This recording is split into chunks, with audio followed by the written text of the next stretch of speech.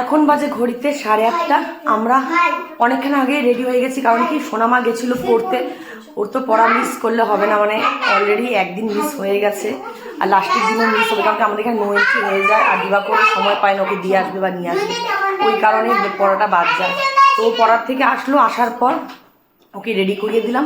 এই এখন বের হচ্ছে, দেখো আমি আর বোন সেম সেম শাড়ি পরেছি, এটা অনেকদিন আগের, মানে আমার বিয়ের আগে শাড়ি।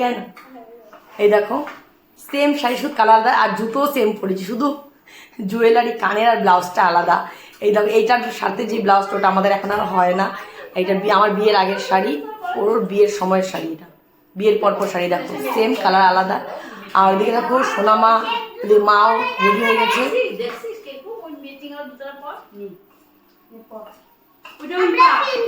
ওই যে সোনামা, মিমি, আর আজকে হচ্ছে বুধবার।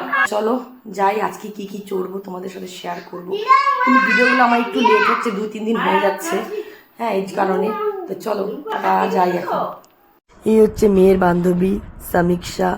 ওরা রবীন্দ্রনাথ স্কুল থেকে পাশ করার পর দুজনেই ডিভিএসে ভর্তি হয়েছে, কিন্তু জানো ওদের দুজনের সেকশন আলাদা। আমার মেয়ের বি আর ওর এ, তাই মেয়ের একটু মনটা খারাপ। তারপরে কিছুক্ষণ গল্প করার পর বেরিয়ে পড়লাম যে কি কি এসছে দেখার জন্য।